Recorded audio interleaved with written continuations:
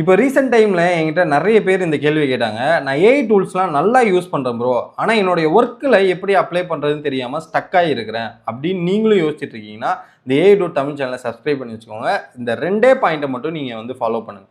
First AI tools use பண்ணுறதுலாம் வந்து AI adoption கிடையாது. அது ஏன்னா ஏஐ ஃப்ளூயன்சி வந்து எல்லா ஆர்கனைசேஷன்லையும் மேண்டேட்ரி.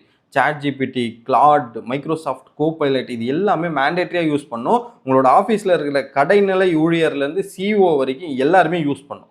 பட் நீங்கள் என்ன எக்ஸ்ட்ராவாக பண்ணணும் அப்படின்னா, உங்களுடைய ரிப்பீட்டட் டாஸ்க்கை நீங்கள் உங்களோட நோட்டில் ஒன் பை ஒன் எழுதி வச்சுக்கோங்க. அந்த ரிப்பீட்டட் டாஸ்க்கை எப்படி அப்ளை பண்ணும் அப்படிங்கிறத ஒரு ஏஐ டூல்ஸில் கேட்டிங்கன்னா உங்களுக்கு ஸ்டெப் பை ஸ்டெப் ப்ரொசீஜராக தரும். எடுத்துகிட்டு போய் இம்ப்ளிமெண்ட் பண்ணுங்கள். இது இமிடியேட்டாக பண்ணுங்கள். உங்களுக்கு ஒரு நெக்ஸ்ட் லெவல் ஆஃப் ஆப்பர்ச்சுனிட்டி கிடைக்கும். உங்களுக்கு அப்ரிசியேஷன் கிடைக்கும்.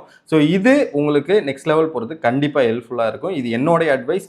நீங்கள் ஏதாவது இந்த மாதிரி வந்து யூஸ்ஃபுல்லாக இருந்ததுன்னா அதை கமெண்ட் செக்ஷனில் சொல்லுங்கள். அண்ட் இந்த மாதிரி கண்டென்ட்லாம் உங்களுக்கு வந்து புதுசாக இருக்குது ஏஐ டூல் தமிழ் சேனலில் அப்படின்னாக்க இதை நீங்கள் வந்து எப்படிலாம் பெட்டராக பண்ணலாம் அப்படிங்கிறதையுமே கமெண்ட் செக்ஷனில் சொல்லுங்கள். யூஸ்ஃபுல்லாக இருக்கும். Thank you guys.